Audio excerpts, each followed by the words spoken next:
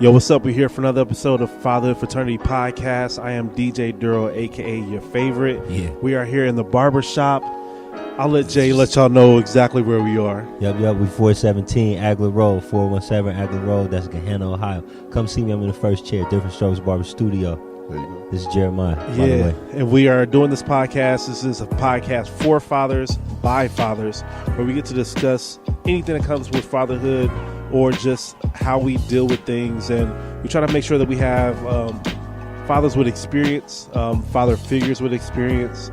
And I had to make sure that I got my guy Doug involved with us. Say what's up, my brother. Yes, sir. Doug checking in. Doug Worthington, OG from Buffalo, New York, Ohio State Buckeye, long, many moons ago. Thanks for having me on the show, bro. I appreciate it. Yeah, man. Like you've been doing your thing for a while. I've known you and known of you for a long time, since my Devereaux's days. It's been over about 10 or 11 years. Right. So I know what you're doing and I know what you're trying to do.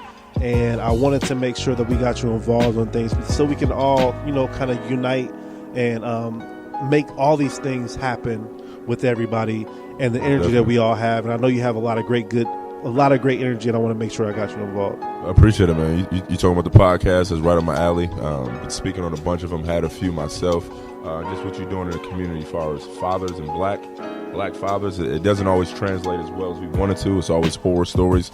So your positive spin and the things you've been able to accomplish, I appreciate you giving me the opportunity. Thank you, sir. I appreciate it. So I'll ask you a couple questions just so that people can know your perspective, and then we'll get right into the show. So are you a father? Yes, sir. I'm a father. I'm a dad.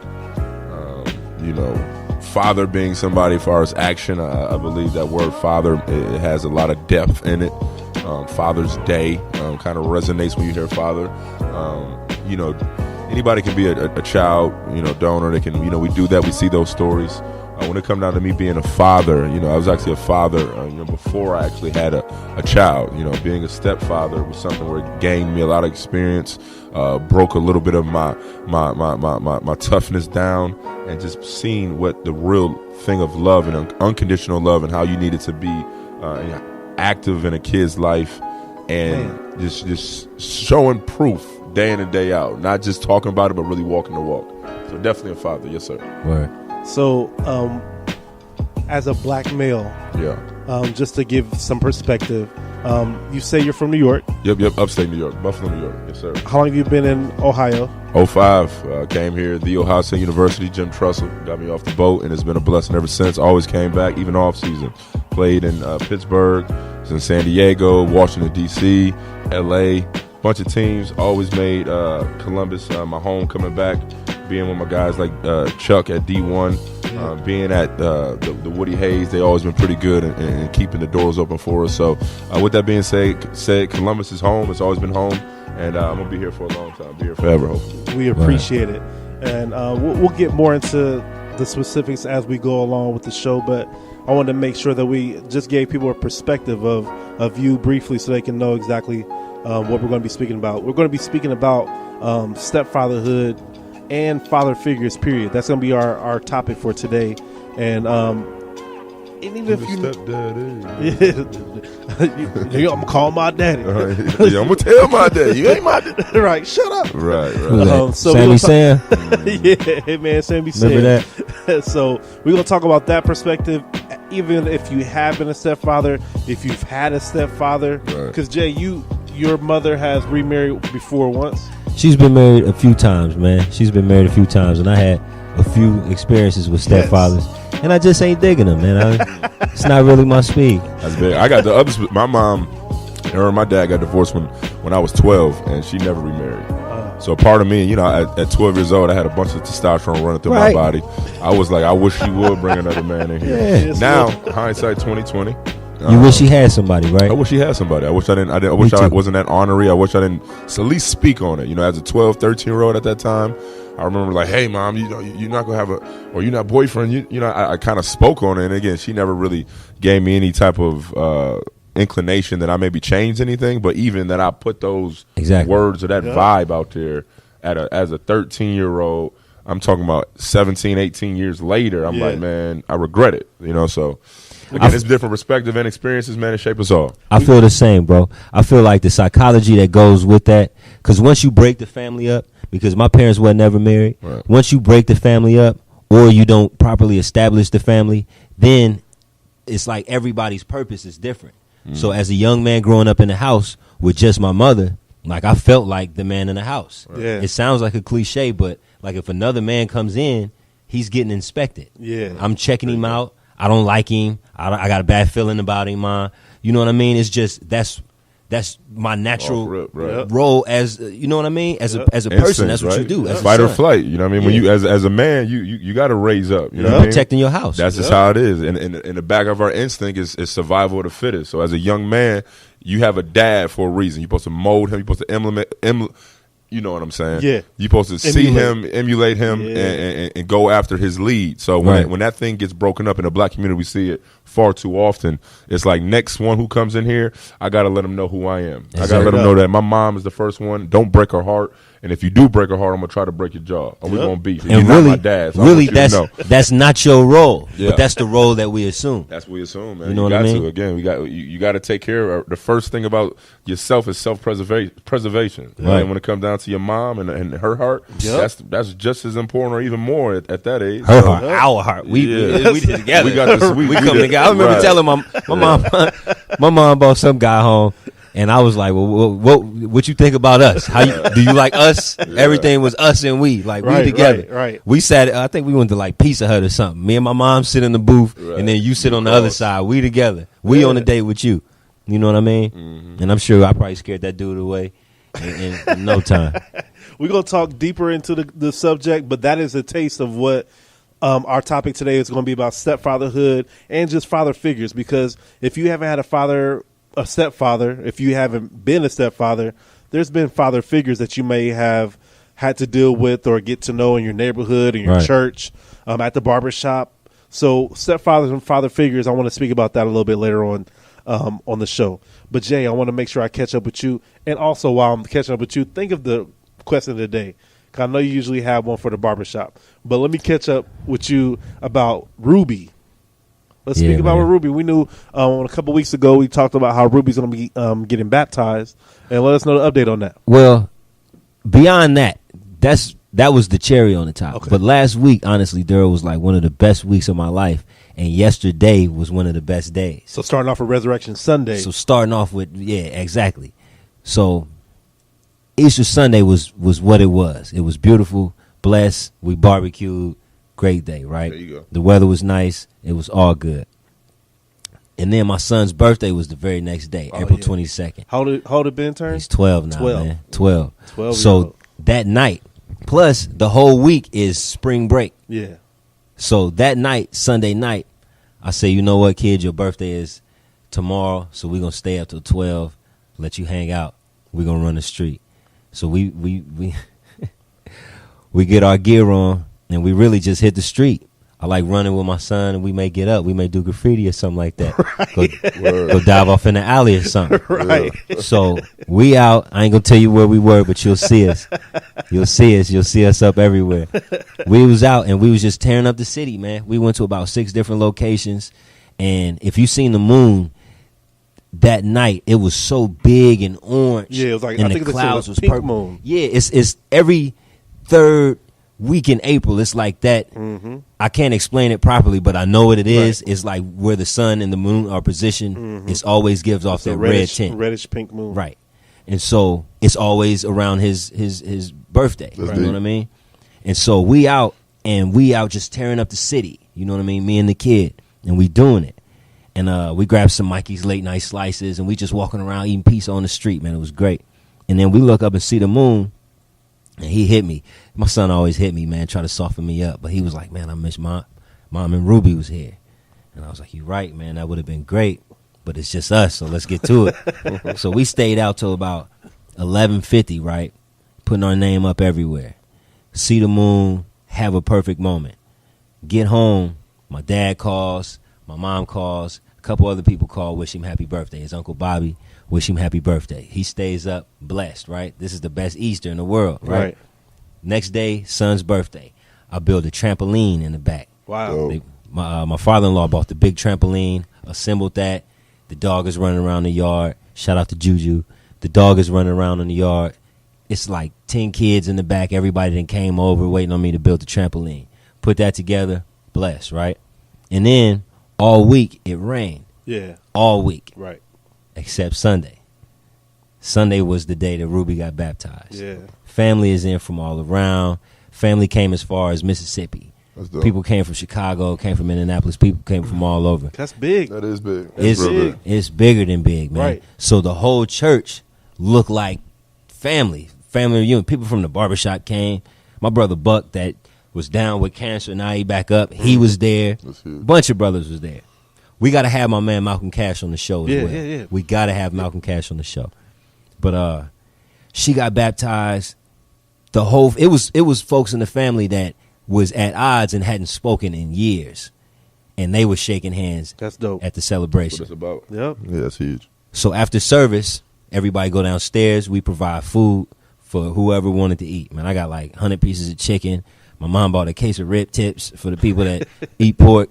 It was man, we had so much food. People was going home with plates. That's I'm a giving blessing. away chicken, Phenomenal. right? That's phenomenal. That's a blessing. And so it was really just all blessed. Me and my dad got to spend quality time. My grandmother, everybody was in the house.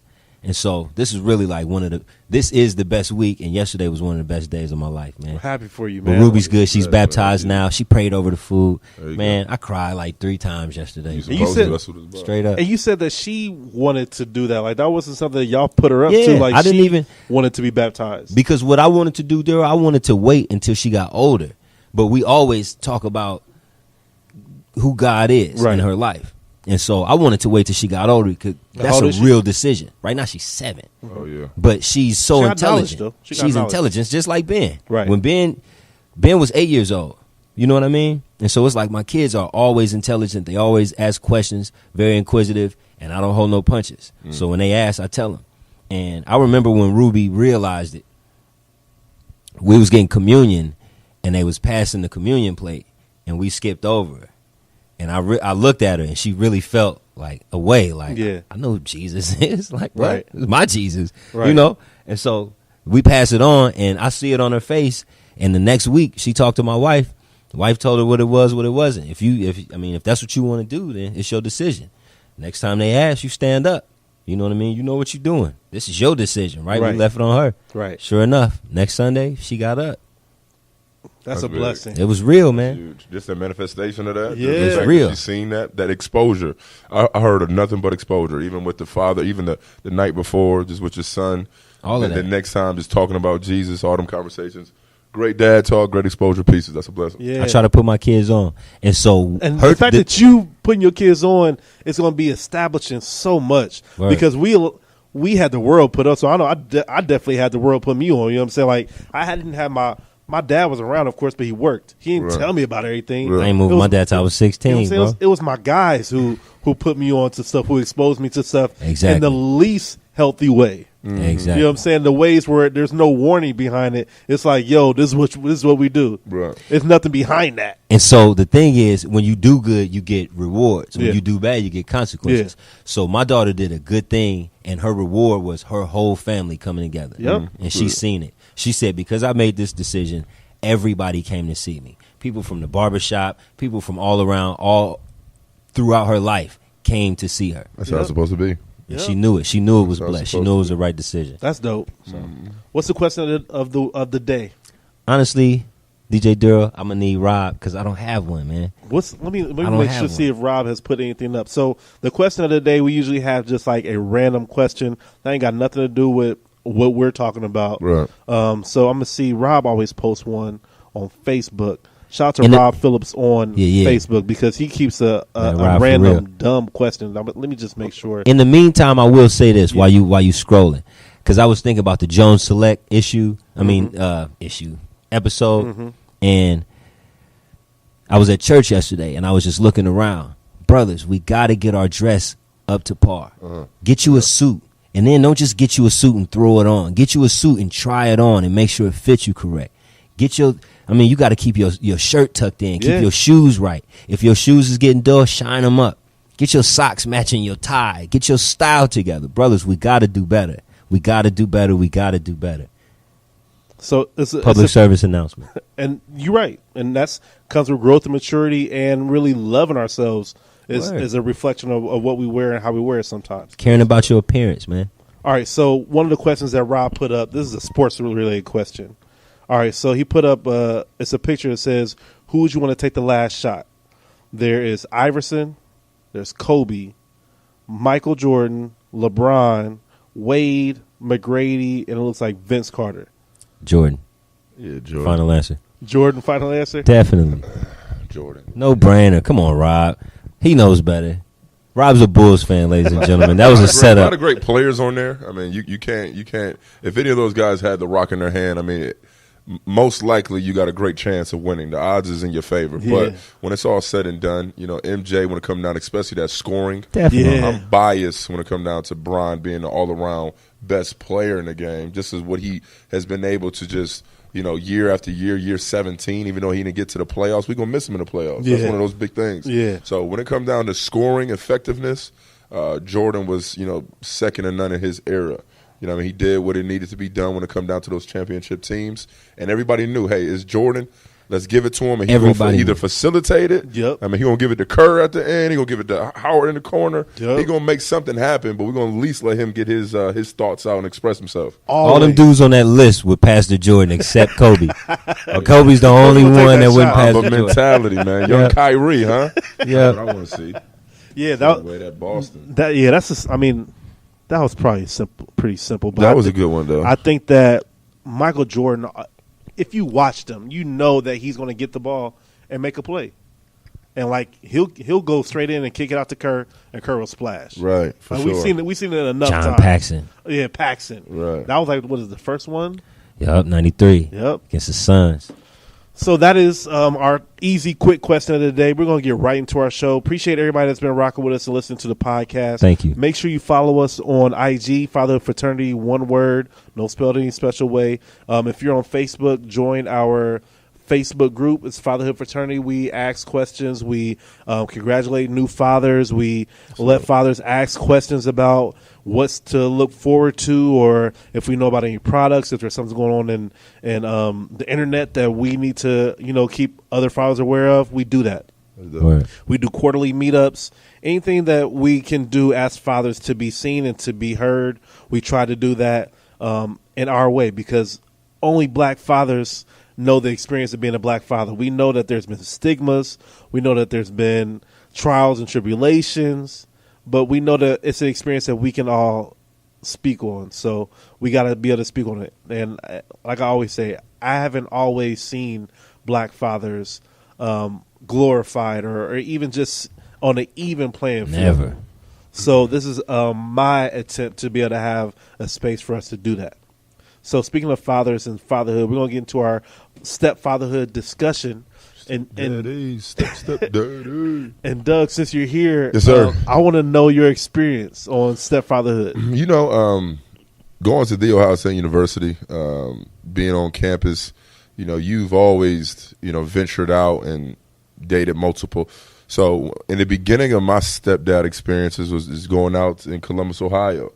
Just going out, getting invited back somewhere, or just going on a date, and you see a little bit of, a head pop out of the back of the room. You know what I mean? You see a couple kids just running around, and Scurrying around. Yeah, for me, I'm real. So I want to go check them out. I want to go play with the kids. You know what I mean? So I was always. Who was that upstairs? Yeah, like, what's that? That's your kid. I mean, they look Who you just hiding like up you. there? That's look just. So again, to my default is like I never seen a problem and kind of put myself out there to be around kids. I love kids. I was always a big kid. I was always somebody that little kids and gravitated towards until I had a little bully stage. But that's a different whole story. Yeah, another episode. But when it comes down to it, my experience as an early kid at Ohio State was just hey, they're there. I love kids, and if I'm dating the mom and seeing a kid, I'm always trying to be around. I didn't wear my gear back then, but at the end of the day, you knew, or the mom told him, hey, did you play football? You play football? So we'll talk about that. Maybe even some tickets. It was very, very just vanilla, you know what I mean? Until I met my girlfriend back in 2010, and she had a son. It took a long time to actually be able to meet him. So that right there, just the fact that I seen that how she put him on a pedestal, that, you know, it wasn't going to be no, hey, you know, just be around my son and you're not going to just, you know, come in and out of his life. That's not what we're here for. Right. We can do our thing, cool, but you're not going to affect that. So Right. that approach for it, for me, kind of drew the line in the sand where I needed to kind of understand if I was going to be around this woman, if I was going to be around this family, this kid, that I had to come correct. So I say off in the beginning, just the initial, for any stepfathers, anybody getting into that particular situation, understand that you are, you know, being tested. You're going to be looked at. You have a role in a kid's life if you like it or not. If you're around them, if you're around the same energy, you know, don't be smelling like such and such. Yeah. Don't be dressing like such and such. Yeah. You know what I mean? Have some type of respect for yourself and the image that you want the black community to portray. Like we said about the Jones Select. Like, you got to understand, we out there as a community, and some people are a lot farther than others. But it's time to really understand, have some discipline, aka self-love, and just take care of the little things. So when it comes down to being a stepdad, I really just say is just take a inventory of yourself. What are you looking like? What are you smelling like? What type of message are you bringing? Yeah. What type of vibe? Are you bringing some food in that house? Are you playing with the kid a little bit? You giving him some time? Those you know what I mean? nonverbals. Or is it just the fact of just being in and out for the mom? You know, they see that, they feel that, and it's definitely something that we got to kind of just be at least aware of. That's truth. And for me being the kid in a stepfather situation, man, I was not having it. Like, Right. y'all started your stories, and I even give mine. My mom and my father divorced when I was 10, and my mom remarried 2 years after that, and I just was not. Yeah. I was not feeling it, and like, I'm gonna be honest, me and him did not really ever get together like cool, because I just wasn't allowing it. I never. Not that I wanted him to. Of course, I didn't want somebody to take the part of my father, because my dad was still around. But I didn't. I'll be specifically honest. I didn't like the way he talked to my mom. He talked to my mom in a very quote unquote manly, brash, go to the kitchen type stuff, like make my food, and I wasn't used to that. My dad didn't talk. My dad hardly even spoke. So to hear my first example of a man talking to my mom in a stronger, direct way was different. Oh yeah. Like, it still is. Like, I was over there this weekend for his birthday, and he said something that just like triggered back to like nah, nigga, you go get the. You know what I'm saying? Like, in my mind, in my mind, because I never had to hear nobody talk to my mom like that, and I never allowed it. I never allowed myself to just be cool with him. Being around. Why you laughing, bro? You don't eat no damn wheat bread. But you know what I'm saying? Like, if you never had to hear somebody talk to your mom in a direct way, and then she cool with it, you like, Mom, why you let him talk to you like that? Believe me, I feel you. Sure. You know what I'm saying? I'm like, who is he? Like, why is he talking to you like that? Right. And she like, I don't have no issue with it. So I'm like, damn. Well, I do. You know what I'm saying? Straight up, like, I don't like that. And it was never something that was easy for me to transition into. And like I said, they've been married 23 years. That's huge.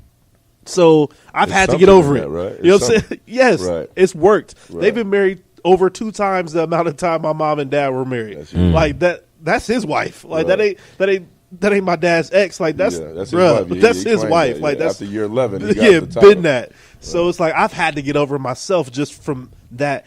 And he never came wrong, like the way that you gave the example of how you set the standard, or how you had to set the standard when meeting your girlfriend's before meeting your girlfriend's kid. Right. Like, he was always cool. He was always nice and dressed up and everything, which was a good example because he wasn't no bum. But I didn't like it. Right. So my question to you is, like, I mean, did you ever have like a glaring moment when like that conversation got too heated, or that go to the kitchen was a little bit too extreme, or you just had enough of it?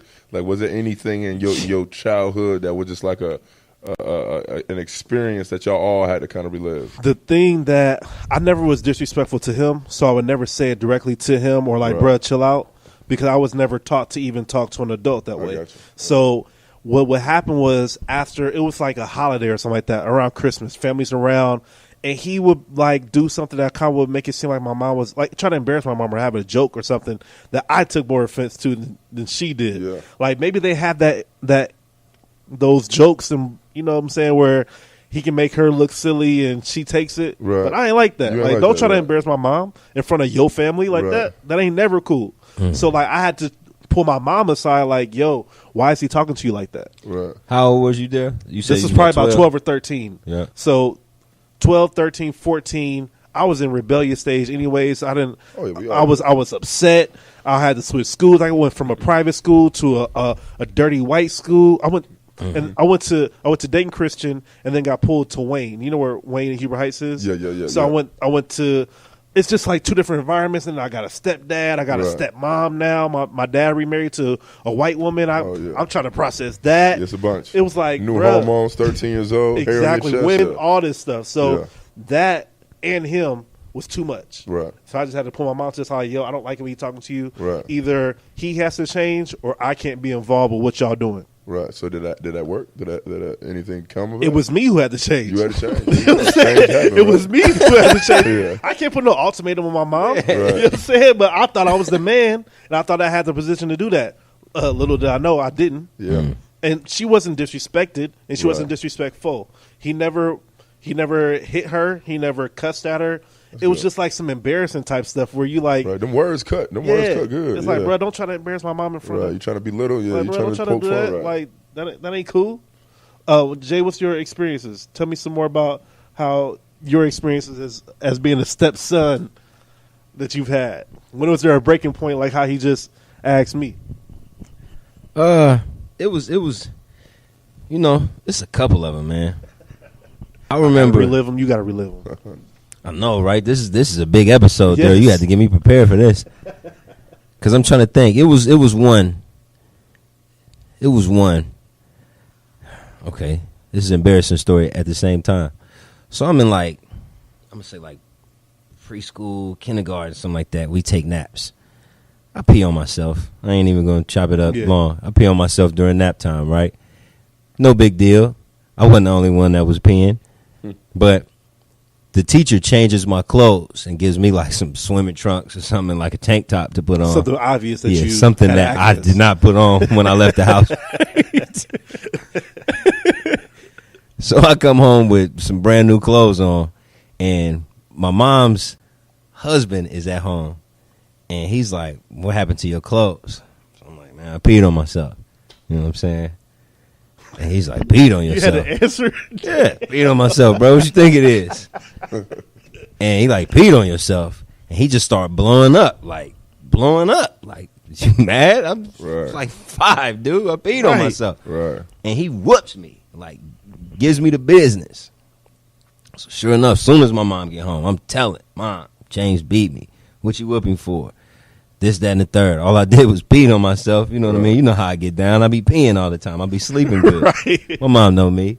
And so I noticed that was a thing. That was like, don't be whooping my son unless, and he like, well, it's my son too, ain't it? And I remember hearing the argument vaguely.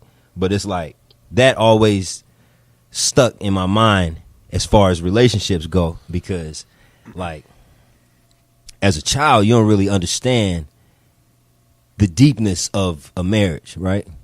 And so I seen the brother trying. Like, it obviously made him angry that I wasn't disciplined enough to wake up and use the bathroom.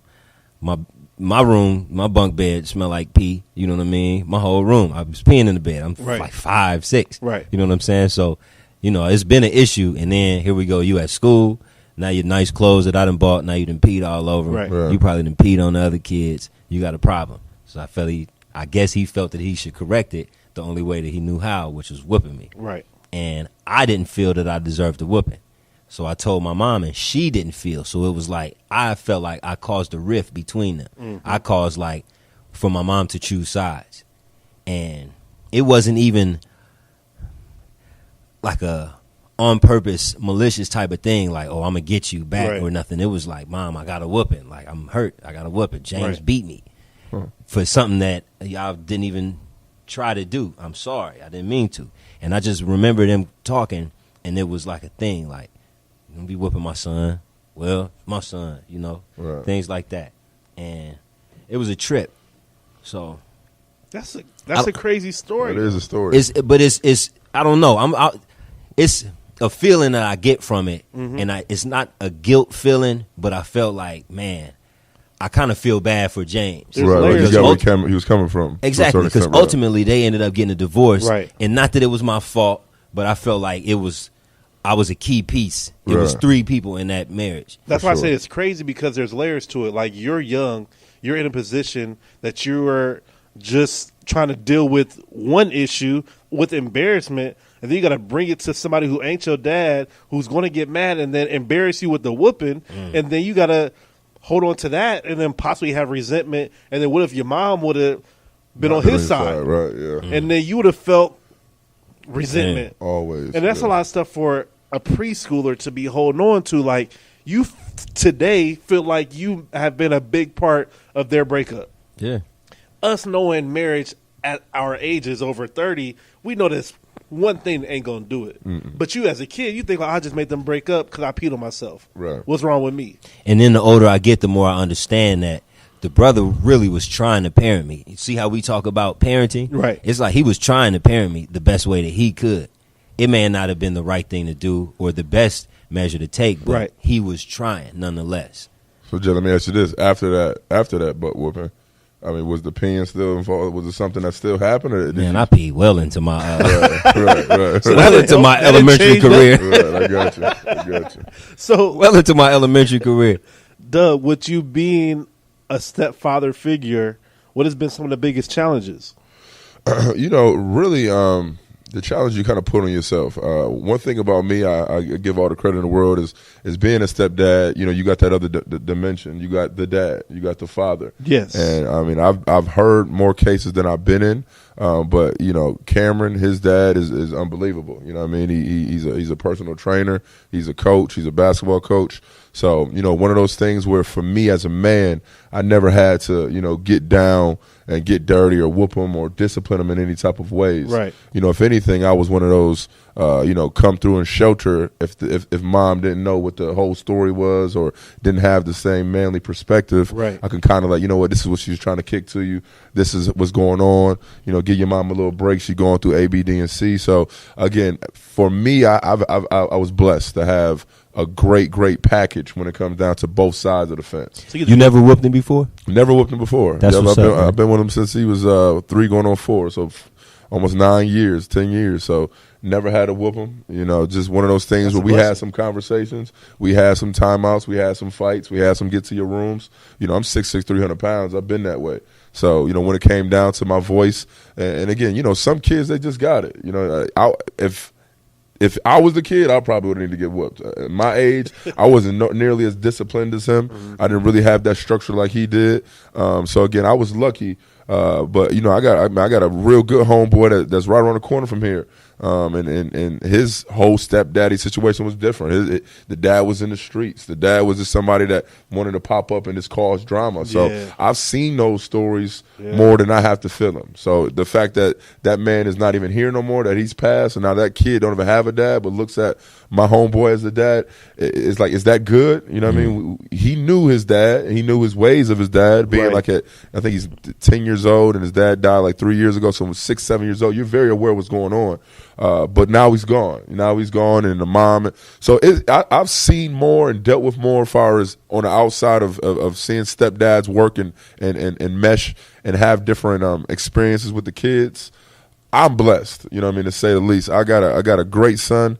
I got a great relationship with the dad, and they're about to actually have he remarried. They're about to have a kid, and they treat my daughter. They always give her presents and things of that nature. So that's a great, just something I want to shed light on. That it's not always just that bad connotation of stepdaddy and got to beat him and the dad hate him and they always beefing. Don't touch my son. Don't have no problems with him.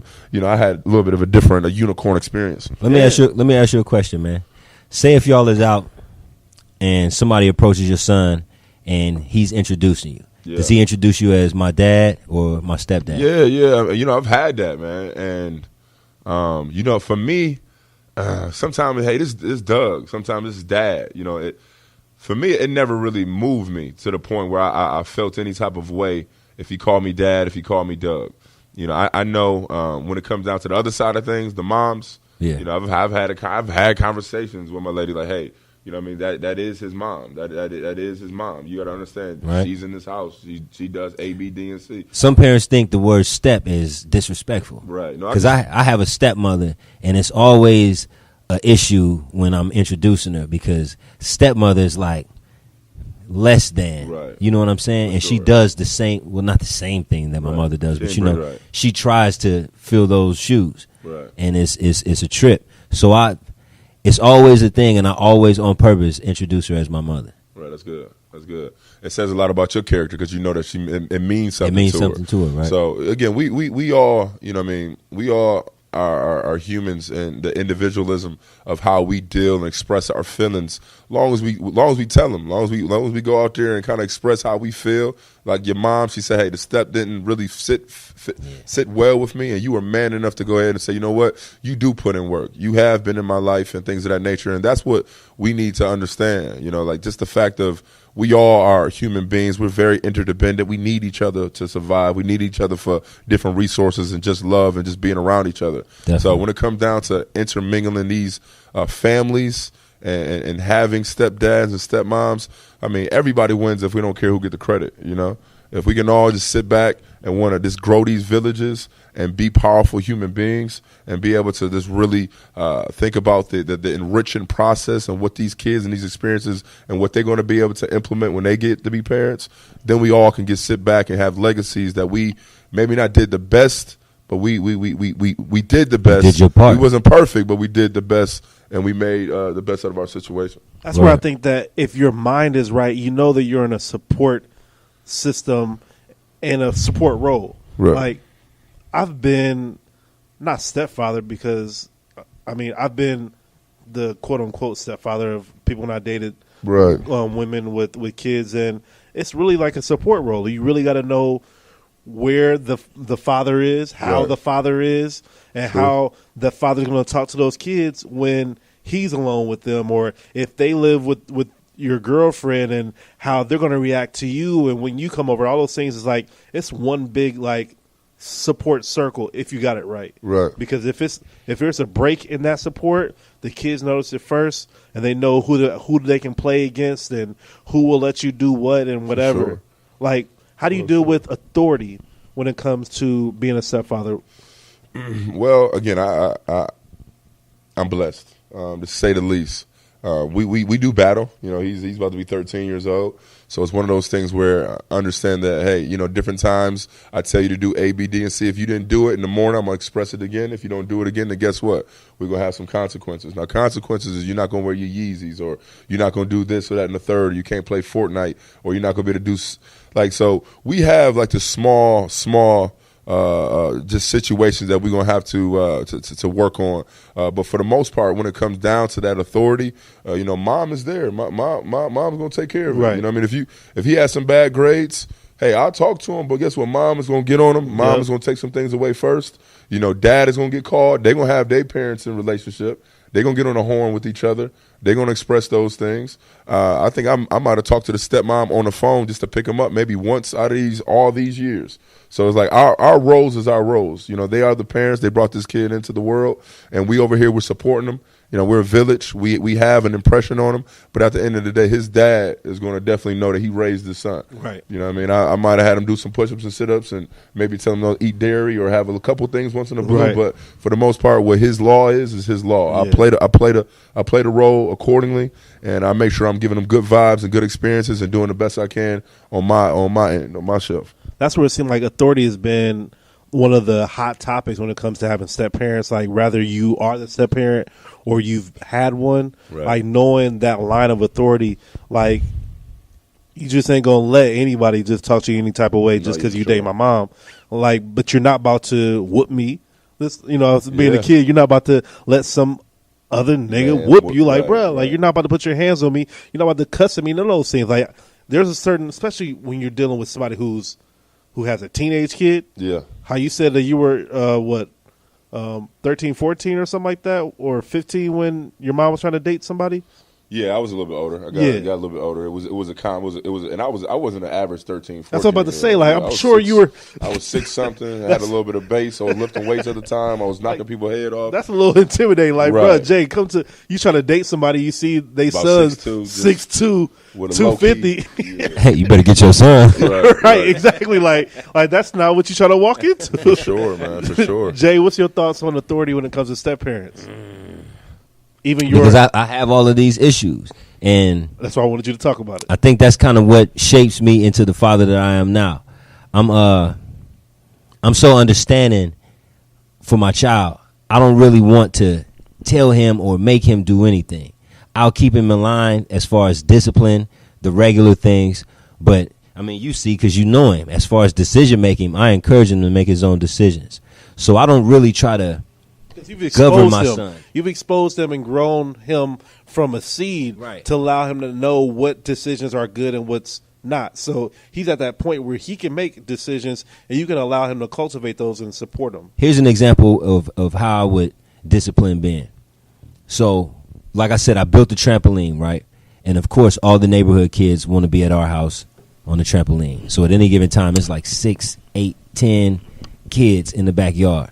So I tell him, I'm not going to be running back here checking on y'all every 5 minutes. Right. I don't want to watch y'all jump on the trampoline. You are in charge. This is your backyard. This is your trampoline. These are your friends. So you are in charge. You get to say who goes, who doesn't go, who can come in, who can't come in.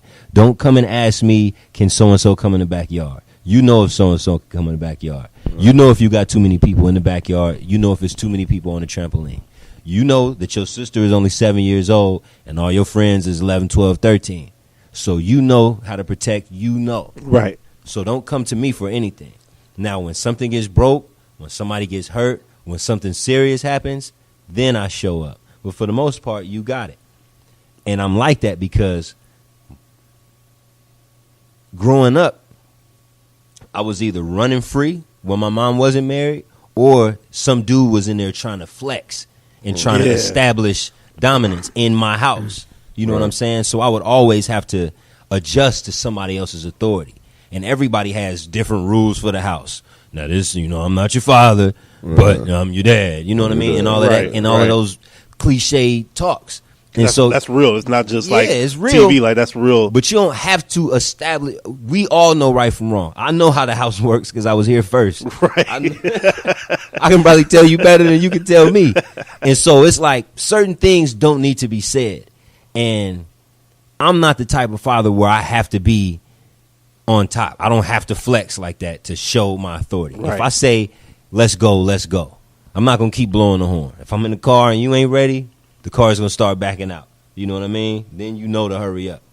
It's not no whole bunch of hollering and barking at my children. Right. Because I never like to be hollered at and barked at. I like to give respect and get respect. And just the older I get, the more finesse comes with parenting. A lot of the times you just got to let things roll. We talked about discipline on the last show. Mm-hmm. And my discipline is really letting the children discipline themselves. You know? Is that something that you feel that you had to kind of gravitate towards because you had a couple different, It's something that I wanted. Right. I wish that I could, I got myself. I know what I did wrong. Example, when I peed on yourself, right? I knew that I was wrong. Now the kids is laughing at me because I got on clothes that don't match. Right. I got on a brand new outfit, tank top. This ain't my stuff. You peed on yourself, didn't you? Right. I'm walking around with swim trunks. No drawers, swim trunks. Right. I'm embarrassed. I know. Sure. I come home, and now I got to get physically disciplined. And then my mom comes home, and I got to explain why I'm emotionally hurt. And so as a child, I was always a little bit smart, right? And so I know when I got bad grades. I know when I failed the test. Right. I know that I need to study. I got it. And my mom was that type of parent that she would let me be myself. It was only until she would get married.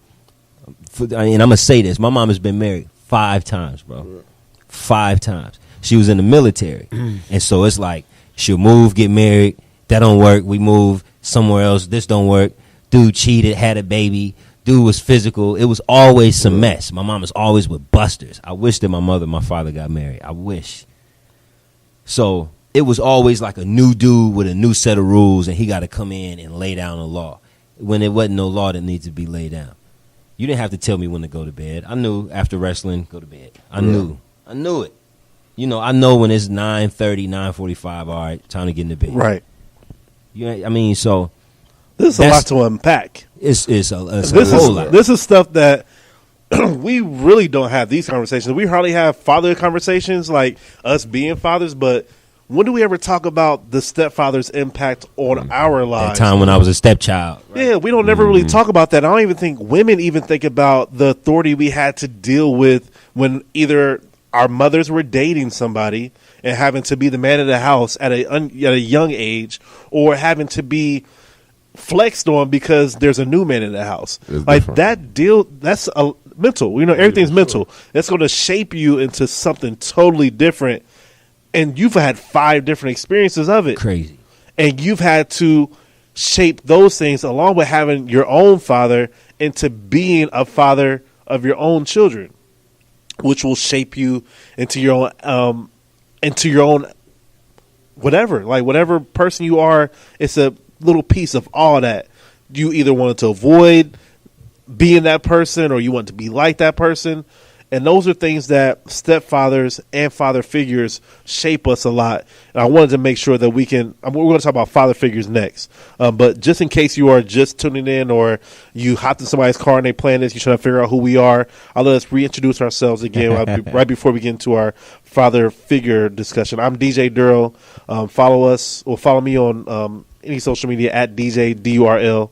Jay? And I'm Jeremiah, father too. Where can they follow you or look you up? Follow me at the barbershop, man. I'm at 417 Agler Road. There you go. I don't like social media like that, man. I like the real thing. Anti-social Don't like media. me, love me. There you go. I like Doug. that. Doug Worthington, man, old Buckeye, old NFL wash-up player, man. I'm on Instagram, Doug Funny, Funie, and Doug A. Worthington. I'm on Facebook as well. Can't really even add me. I think I got too many friend requests. But, yeah, man, we're around in Columbus, man. D1, 88 North High Street, bunch of mentoring programs, Athletes for America in the community. Yeah. So we here, we live. Before we get into the father figure, you have something on your wrist. What is that? This is the N Team, man. It's a Christian organization. It's actually something to combat Instagram and Facebook. So what it is a bunch of athletes, including myself. I think they even got Steph Curry go up there and give your testimony or give one of your favorite Bible quotes and what it meant to you. So somewhere that some people can go out and it's no heckling, it's no crazy talk. It's very clean. It's something with a great substance. It's not just all godly and Bible-y, but it's a bunch of, just different things to get you through the day. A bunch of stuff about the mental health, a bunch of stuff about, being a Christian. So a guy, JB, is a wrestler friend of mine, man. He's a phenomenal guy, entrepreneur. And him and a couple other gentlemen in the wrestling organization of Ohio State has definitely been putting work in. That thing about wrestling is way different than like football. Football, like we might put some crosses on our wrists, but wrestling, they'll put they'll have everything as far as Christian. They'll have a whole robe on. They can express themselves a lot more, and it's a lot more, taken in the right way, in the right manner. So it's good, man. It's a great platform. Again, it's N Team. So it's been a blessing to be a part of it. I went to a couple events for him, so it's been good. I saw the words inspired, engaged. Right. It just made me want to, if you carry that with you, that's just a great reminder. And I just wanted to figure out what made you have that. So that's a good story behind that. The N Team. The N Team. Okay, so father figures. I'll start off with you, Jay. Growing up, since you had the stepfathers, were there any additional father figures in your life that you looked up to? And it don't even have to be growing up as a teen. Like there's in your 20s or even in your 30s, you still could be a father figure. Who's your father figure? For me, man, it was because, like I said, I had so many stepdads, right? Plus, I knew my dad. I just had never lived with him. Right. My mom and my dad, my mother, my father, like from the same neighborhood on the same block. So if I went to my grandmother's house, I would see my father's parents. My dad went to Central State, so I seen him, like, if I come home for Thanksgiving, he may be in town or something like that. So I knew him, but I didn't, like, there was no relationship. Right. My mom was married. We was in the military, so after Christmas, we going back to Germany or something like that. My dad's going to Ohio. So for me, it wasn't necessarily father figures. I had uncles and uncles or big brothers and stuff like that. Stuff like that. For me, it was always the older brother. That's what I sought out. Like all of my best friends were older than me and like more skilled, maybe a grade higher. I always kept older brothers. My older cousin, it was always like somebody that was like a year or two older than me that I hung with. You know what I'm saying? I always hung with older dudes that was close in age. So I didn't really keep father figures around because I felt I had enough father figures, right? I can understand your perspective definitely on that. It was just me and my mom, and so I wanted like a brother figure. Yeah. That was always my thing. Doug, what's your perspective? Oh, man. I my dad and mom divorced when I was 12. My dad's 6'5", voice deeper than mine, so that presence was always there. I didn't really have to search or get any, other type of, father figures or structures or experiences. He played a vital role. Even when he left, my mom and him split up, he was always around. He always stopped by. I didn't have cell phones, but I hear his truck with the dualies coming down the street. I pop out the window. He'd just pop out to look, and then be gone. Right. So it's one of those things where he did a lot for me. I like what Jay said as far as being around a lot of older peers, right? I played football all my life, so I was always the biggest kid. I always had to play up. So if I wasn't somewhat almost like getting bullied, I was around older cats. Right. I was always wrestling. I was the only child. I had a half brother that I actually just met like 2 years ago. My dad's child, but that's a whole nother story, whole nother episode. But that's a good one. But I was the only child, so I was always around, a couple guys that was with brothers or their cousin was on the team. And, me being a big dude, they want to test the big guys. Yeah. So I always had that older peers and then was coaches. I had a lot of great coaches. I went on AAU when AAU first got big, the Daniel Marshall Foundation. He was the guy that was funding our programs. GC ballers, going out to different events, not being with my dad, having to listen to coaches to tell me what to do and where I needed to be, what time we needed to be up, and what we're trying to accomplish. So being around sportsmen is synonymous with life. Yeah. Just dealing with a lot of different individuals, having a common goal. So having good coaches. When I switched high schools, I went to this all-primary black high school, and then it closed down because it wasn't making any money. It was a Catholic school. Then I went to the complete opposite. I went to an all-boy, 500 white kids. It was 4 black people in the school, and 1 was a janitor. Oh. You know what I mean? So it's one of those things where a culture shock. Yeah. But I had 2 white coaches that actually came from my high school, and they used to, for the first 6 months, they drove me to and from half an hour every day to practice and to school, and they just did a lot for me in the coaches realm, and I still talk to those guys to this day. So for me, getting in sports, being around some individuals that got some discipline, and really, I'm doing some coaching now. They don't get paid for it, man. They really just take the time out to get around these kids, to really pour into them. And I really, really appreciate that and what impact it had on me, because my dad was one soldier in the battle, but I got a lot of stuff from my coaches, a lot of stuff from my older peers, even the bad stuff of, just not understanding the responsibility you have to be a older young man on a football team and just taking it for spite. Like the kids that was bullying me and they wasn't focused on football. They was more focused on just getting in trouble. Right. You know what I mean? So I seen that at a young age, like, hey, man, they just over here picking fun, man. Just keep on your dean, keep on doing the things that you want to accomplish, and guess what? It's going to manifest. So that was big for me.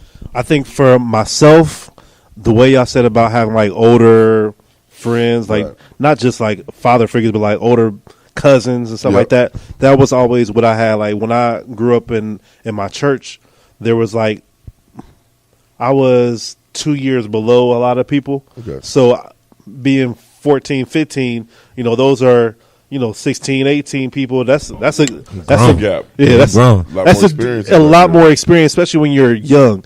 2 years is a lot. Yeah. Now it kind of evens itself out. But when you 13, 14 hanging with 16, 17-year-olds, I learned a lot from them, and that's where I said that I didn't learn the consequences the right way. Right. But I did feel like I learned a lot of confidence in how to control myself or how to handle myself around people my age. Because I always was around older people, right. And I always gravitated to what I felt was wiser.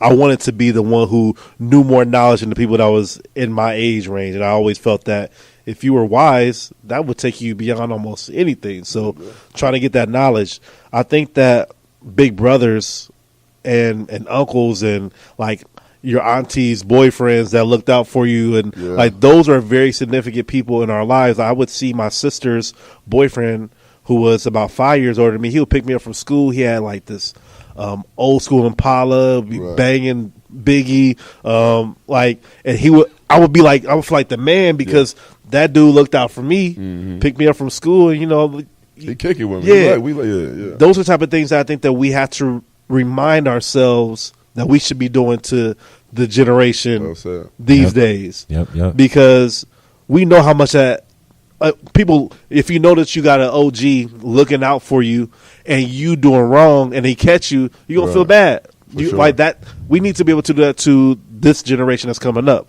Like we need to be OGs. Some accountability pieces, exactly. Man. That accountability is big, and I think that a lot of the young folk are missing that. I mean, we all look into our community, man. Leadership is it. You know what I mean? When it comes down to who is pouring into these young people, these young kids, what are they? What type of example are people setting? Like, what are they looking at for inspiration? Yeah. You know what I mean? The dad rhetoric is always, hey, man, you got a dad? You know, it's almost like a foreign thing. Like, your dad is involved? Like, that's crazy. Kids that I mentor, and the majority don't have dads, don't know dads. So it's just almost like if you got one, like you almost solved. You know what I mean? So having that you privileged. You got two parents? You got everything. Like, what? Wow. Like, come on, man. You should have no struggles. But, you know, the thing is, man, the kids, and you know, with them hormones popping in, 13, 14 years old, the girls, the new environment, the new coming of self, like they need some positive people to watch and see. And just even the way they dress, even the vibe of the cologne they got on, and even the fact that the whole day you're not musty, even the fact that you working out, you getting goals. I'm seeing you switch cars. I'm seeing you do things that you said you was going to do. You manifesting stuff, and guess what? I see something that you're doing, and I like it. Or the opposite, right? It's like, man, you losing, man. You stink, man. I don't even want to hear you. I'm going to hear what you got to say. Like, you can't tell me nothing, man. Your shoes is dirty. Like, when the last time you did something for yourself, you can't tell me nothing about anything because I don't look up to you. You hold no weight. You know what I mean? You're not inspiring me. I don't believe in the things that you weigh. You live in your life. You know, kids know, like you said earlier, kids know if you handle your business the right way. You know what I mean? Just like you knew with them guys coming in, you knew they wasn't fit for your mom. Right. You already knew after the second, third, you like, man, come on, man. I heard this story before. I've seen this, man. I've seen this tale. Yeah. I'm good. Yeah. Talking about the Buffalo Bills went to the Super Bowl 4 years in a row. The boys ain't win nothing. Man, you know what's going on. You already know what the end-all result is. Let me guess, you won't play the game with me, right? Yeah, okay, right. I heard it before. And that goes back to what you said that you liked about what Jay did with his son is the exposure. Yeah. The exposure to a lifestyle that can be better Bro, for these kids. I had my son on the radio show. Yeah. And if we'd have recorded for 10 more minutes, I'd have been on here crying. Right. I just brought him up here and just let him go. Right. Daryl basically interviewed both of us, and he was asking my son questions. And I noticed when I listened to it the second time, I was doing a lot of interrupting. I should have let him tell a lot. I noticed that stories. too. But this your learning period too. Yeah, learning never stops, and we've learned that. Yeah, I got the mic in my hand. What you want me to let him talk for? What? But my son was on there, and he was impressing me with the things that he was thinking about.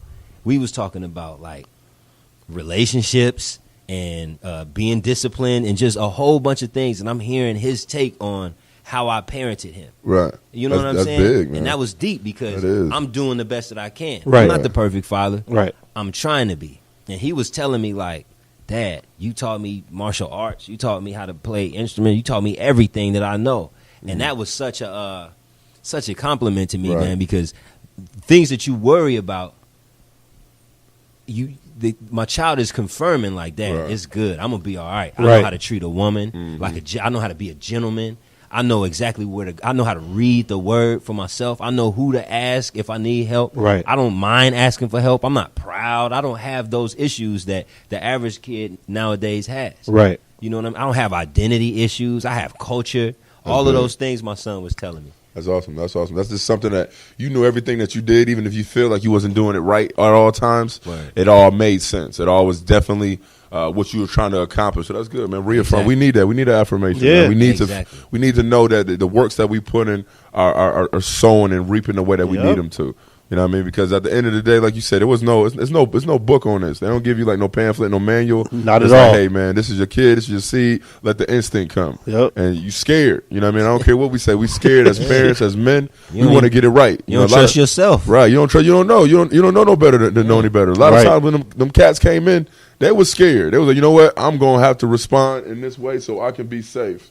That was a parenting moment. That's a parenting That was moment. a Like parenting moment. we just saw somebody driving past the barbershop with their kid chasing the car. Child chasing the car. Like, bro, just let you stop for your kid. Like, that's something that's going to ingrain into that son. Like, whatever I'm trying to say or Whatever do happened is to not me. important enough for my parent to stop. Like, Yeah.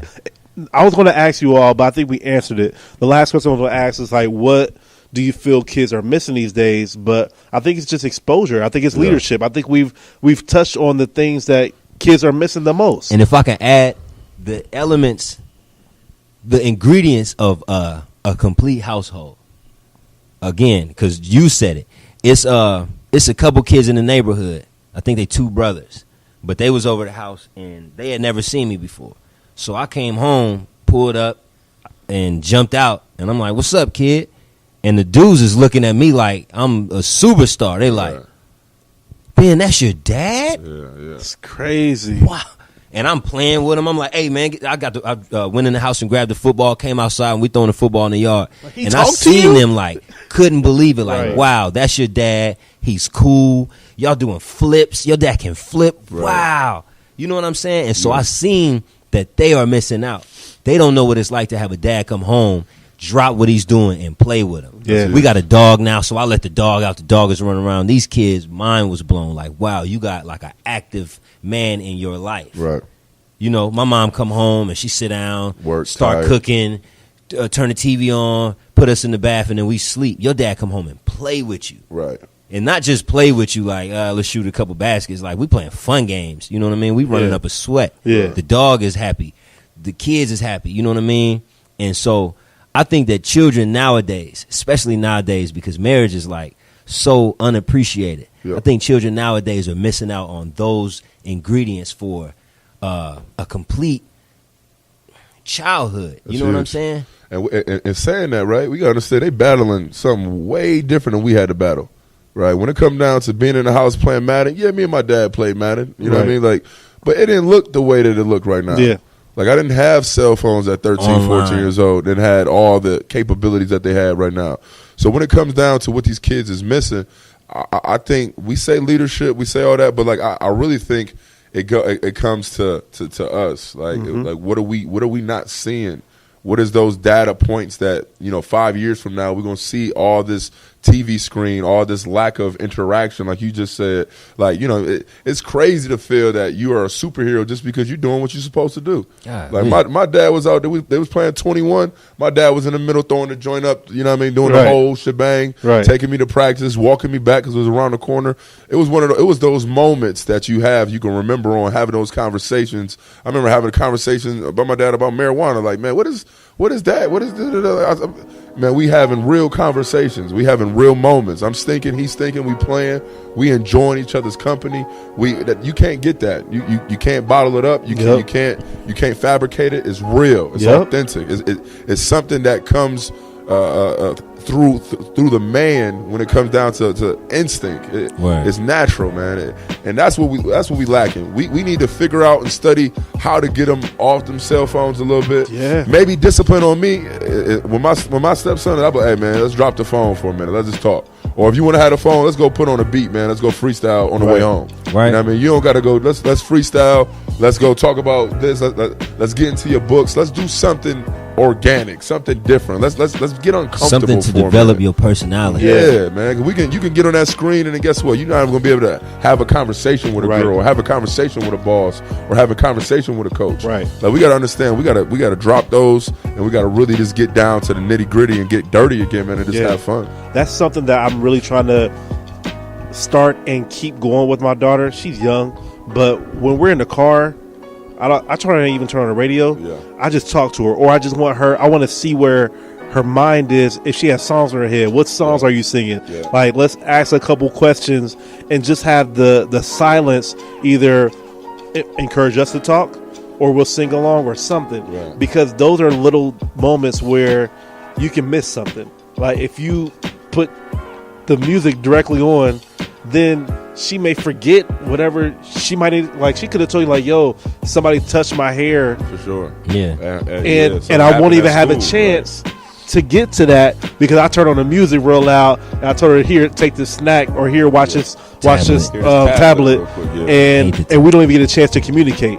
That's why I think that goes along with what you're saying. That's right. We do need to be able to just eye contact, speak up, look at me, let me check you out. You know what I'm saying? Be that cool dad. Yeah, man. That was hey, kept doing backflips. We over here let the dogs out. We throwing the ball. Like Yeah. that's what you want to. You want to have when Father's Day come around. You want the other kids to just look out. Hey, hi, you get your dad a card, Dude, I'm telling you, when we pull up, like yesterday, we came from church. We pulled up.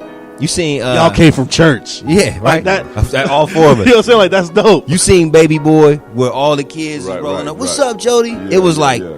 us and then a motorcade of bikes. It was like 6 bikes. Everybody pull up. Granted, we did just get the trampoline and everybody went get in the backyard. It's a little bit of everything. But still, they followed us home Out of respect, too. like a motorcade, and then we pulled up and all the bikes was parked in the yard. Can Ben and Ruby come out? Right. Man, we ain't even been in the house yet. Sure, right. Let us go in the house and then we can come out. Right. And it's like those type of things. Like all of those kids recognize like this is a home. Y'all don't just have like you can't just come and get the kids. It's like Miss Niecy gonna talk to y'all. Mr. J gonna want to see who lips chap. Who you know what I mean? I'm gonna come out there and inspect the kids. Right. How old are you? You too old to be playing with. She's 7 years old. You 11? Why are you playing with my daughter? Is it because she got a trampoline? And I'm talking to the kids and getting to know their personality. Right. Sure. They seeing what a father really is. Yeah. I ain't just in the back watching the game. No, I'm gonna come out and I'm gonna speak to these kids. Right. Make sure they ain't no knuckleheads. Yep. You know what I'm saying? That's dope. That's investment, man. That's dope. Right. I think that's how we're gonna close it. I think that was great conversations with both of y'all. Doug, thank you for just being. Shout out to Doug, man. You And fit team. right in with everything. Like you were open, you were honest, and I appreciate that. And we need that. I mean, we need to be able to unpack some things. And Jay, thank you for being honest about your stepfather situation because I Always, didn't know man. nothing about that. Always. You know what I'm saying? Like you unpack that, and that will make sense to a lot of people. A lot of people may have that same situation. But that's how we're going to close it out. Fatherhood Fraternity Podcast. Appreciate y'all listening in. Make sure you check out all our earlier shows so you can get more about us and give us some feedback on your experiences. Y'all have a good one. We'll be out of here. Hey.